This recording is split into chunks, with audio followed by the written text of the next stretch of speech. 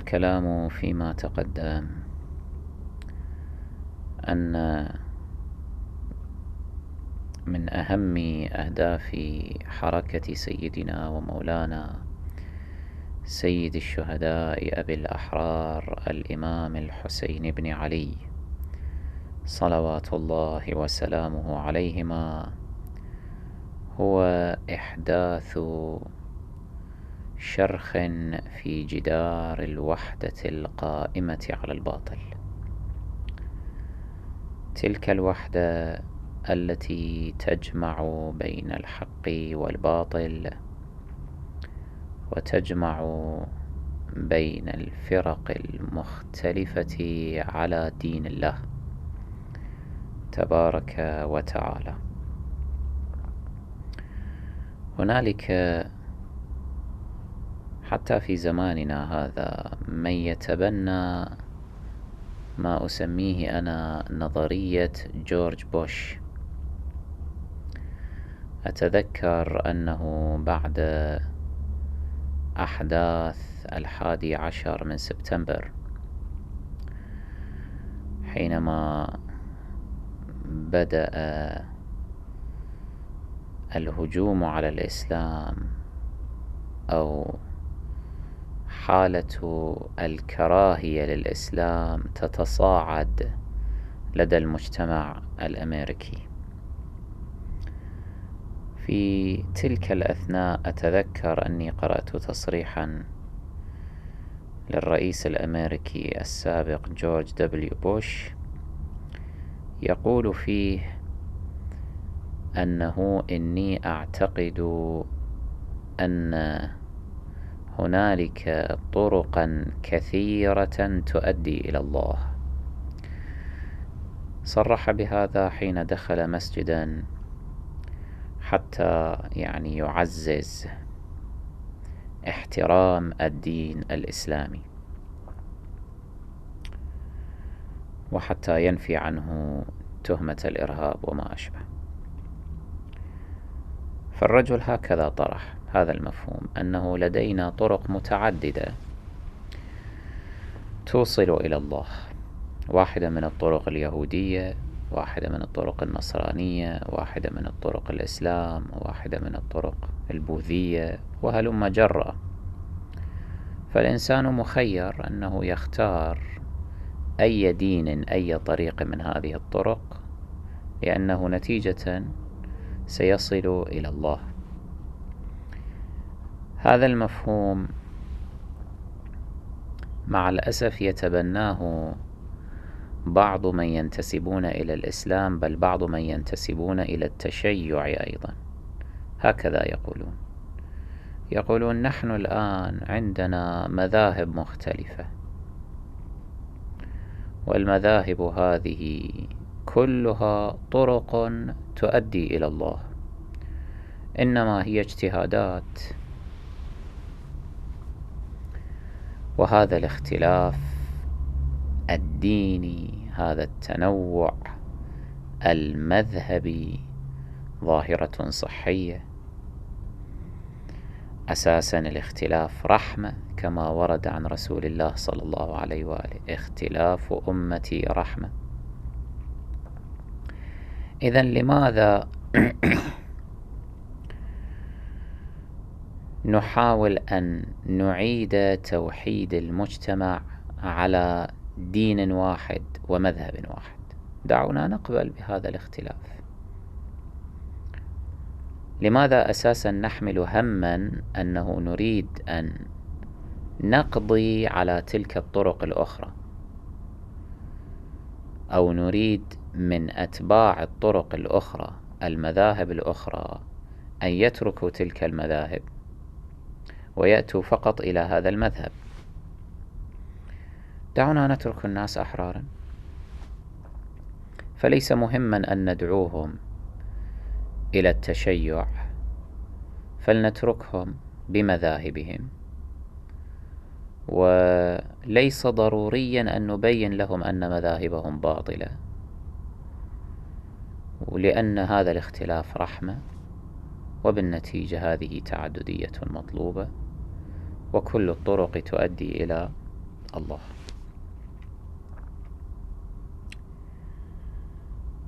ومع الأسف الشديد بدأ بعض منتحلي التشيع يتبنون هذا المفهوم وينظرون له أيضا في هذه المؤتمرات النفاقية التي تنعقد هنا وهناك تحت مسمى التقريب بين المذاهب الإسلامية.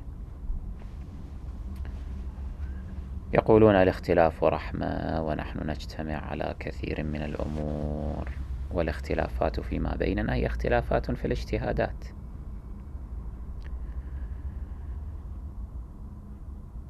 ورسالتنا هي رسالة التوحيد، توحيد الكلمة. ولكن مع الأسف يفسرون هذه الرسالة التوحيدية على أساس خاطئ، أساسا لا يفقهون معنى التوحيد وتوحيد الكلمة. توحيد الكلمة أي أن نجعل كلمة المسلمين واحدة في عقيدتهم، أن يجتمعوا على الإيمان بالله لا شريك له، وأن يجتمعوا على الإيمان برسول الله خاتم المرسلين صلى الله عليه وآله، وأن يجتمعوا كذلك على الإيمان بأمير المؤمنين سيد الوصيين صلوات الله عليه، أن يجتمعوا على إمامة أهل البيت. هذا هو معنى توحيد كلمة المسلمين، أن نوحدهم على العقيدة الحقة فتكون كلمتهم واحدة. أما أن نقول نوحد الكلمة على عناوين فقط، شهادة أن لا إله إلا الله وأن محمد رسول الله صلى الله عليه وآله، ثم نهمل أصل الإمامة، ونهمل أيضا محتوى وموضوع أو مضمون الشهادتين، نهمل اعتقاد البعض بتجسيم الله، تشبيه الله بخلقه، نهمل اعتقاد البعض بأن رسول الله صلى الله عليه وآله كان يرتكب بعض الموبقات والعياذ بالله كما ورد في البخاري ومسلم وغيرهما من الكتب. هذه ليست رسالة توحيدية، هذه رسالة شيطانية. إبقاء المجتمع هكذا يتوزع إلى فرق ذات اختلافات عقائدية رهيبة فيما بينها، ودعوى أننا نجمع هؤلاء على العناوين فقط، هذه رسالة شيطانية لا إسلامية. هذه ليست رسالة توحيد الكلمة في الإسلام. الرسالة التوحيدية ينبغي أن تسبقها الرسالة الواحدية إنجاز التعبير، أي أن الدعوة إلى توحيد كلمة المسلمين يجب أن تنطلق من منطلق أن الدين واحد لا اختلاف فيه من جهة الأصول، من جهة الأركان والعقائد، وأن كل الطرق ما بعد هذا تؤدي إلى الله، كما يقول جورج بوش أن كل المذاهب تؤدي إلى الله. لا، غير صحيح. إما أن التشيع يؤدي إلى الله، وإما أن ما يسمى التسنن يؤدي إلى الله. إما أن التشيع يؤدي إلى الجنة، وإما أن ما يسمى بالتسنن يؤدي إلى الجنة. أما أن يكون كلا الطريقين يصلان إلى الجنة فهذا أمر باطل، هذه أكذوبة، هذه خديعة لهذه الأمة. لماذا؟ لأن رسول الله صلى الله عليه وآله حدد أن فرقة واحدة هي التي ستصل إلى الجنة في الحديث الشهير المجمع على صحته المتفق عليه الذي مضمونه ستفترق أمتي إلى 73 فرقة كلها في النار إلا واحدة. إذن طريق واحد عندنا، فإذا ينبغي أن تكون عندنا رسالة الواحدية أولا، أن الدين عند الله واحد لا اختلاف فيه. فإذا إما أن أكون أنا على حق وأنت على باطل، وإما أنك أنت على حق وأنا على باطل. فأي جهد للتقريب أو توحيد الكلمة يجب أن ينطلق من هذا المنطلق، أن نحرر موارد النزاع ونتباحث فيما نختلف فيه. إذا أردنا أن نوحد الكلمة نحتاج إلى أن نحدد ما الذي نختلف فيه حتى نناقش الذي نختلف فيه، لا أننا نعرض ما نتفق عليه، سيما إذا كان الذي نتفق عليه كما بينت كرارا ومرارا إنما هو مجرد عناوين: عنوان التوحيد، عنوان النبوة، عنوان الحج مثلا، عنوان الصلاة، عنوان الصيام. العناوين إن هي إلا مسميات فقط. نتفق في المسميات إذا كان الأمر هكذا، فنحن أيضا نتفق مع النصارى واليهود أيضا في بعض المسميات. النصارى واليهود أيضا عندهم صيام، ولكن ما معنى الصيام عندهم، كيفية الصيام تختلف عن كيفية صيامنا. كذلك صيامنا نحن الشيعة يختلف عن صيام أهل الخلاف. أي نعم نحن نصوم في شهر رمضان، ولكن السؤال هو ها هنا: إنهم يصومون إلى سقوط القرص، نحن نتم الصيام إلى الليل كما جاء في القرآن الحكيم. فإذا ها هنا اختلاف، ها هنا اختلاف. نحن نتفق على عنوان الصلاة، ولكن كيفية الصلاة مختلفة. هم يكفرون، نحن لا نكفر. هم يقولون آمين في الصلاة وهي كلمة مبطلة للصلاة، نحن لا نقول. هذه الكلمة العبرية. الحج نختلف فيه، الزكاة نختلف فيها، كل الأحكام. هذا في جنبة الأحكام، فكيف في جنبة العقيدة، أي في جنبة أصول الدين؟ الأمر هنالك أكبر وأوسع من ناحية الاختلاف. فإذا كيف لنا أن نقبل بالواقع التعددي؟ هنا أشير إلى مسألة مهمة. نحن نفصل ما بين الحقوق المدنية والإنسانية إنجاز التعبير التي يكفلها الإسلام لكل إنسان مهما كان دينه أو مذهبه، يعطى حقوقا في الحياة: أن تعيش، أن تعمل، أن تتزوج، أن يجرى عليك ما تلتزم به، قاعدة الإلزام، أن لا يفرض عليك الدين، لا إكراه في الدين. على هذه القاعدة: لكم دينكم ولي دين. هذا من ناحية الواقع الاجتماعي، الحقوق المدنية، الحقوق الإنسانية. تعيش في الحياة، الإسلام لا يقهرك على شيء، أي أن الإسلام يسمح بالتعددية من جهة الحقوق والواجبات، من جهة التعايش الاجتماعي، هذا يسمح به الإسلام. ولكن الإسلام لا يسمح بأن تكسب أنت شرعية دينية، بمعنى أنه لا يمكن للمسلمين أن يقروا بأن طريقك صحيح، أنك مؤمن، لا أنت كافر.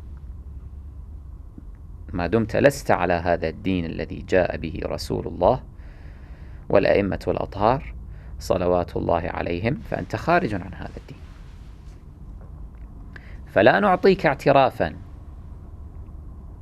لا نعطيك إقرارا منا بأنك على حق وأنك ذاهب إلى الجنة، لا، إنما نتحدث معك بكل صراحة ونقول إنك ذاهب إن مضيت على هذا ومشيت في هذا الطريق فإنك ستصل إلى جهنم. أما من ناحية أنه تريد أن تعالج مثلا لدى الدولة الإسلامية في مشافي أو مستشفيات الدولة الإسلامية، هذا لك حقك ما دمت تلتزم بالقانون الإسلامي العام. كنت مسلما ذا مذهب مخالف ما يسمى مذهب، يعني فرقة أخرى، خلص أنت تجري عليك أحكام المسلمين من هذه الجهة. لم تكن مسلما تدفع الجزية، تجري عليك أحكام أهل الجزية. فإذا أنت مكفولة حقوقك في الحياة الدنيا. أما لما نتناقش في مرحلة ما بعد الحياة الدنيا، ما هو مآلك في الحياة الآخرة، فلا. حينما نتناقش في الموضوع الديني في الاختلافات العقائدية فيما بيننا، لا، نصارحك بالحقيقة ونقول دينك باطل. المشكلة التي يقع فيها بعض أدعياء التشيع ومن أشباه، بعض مدعي التشيع، أنهم هكذا يقولون، يخلطون بين الأمرين،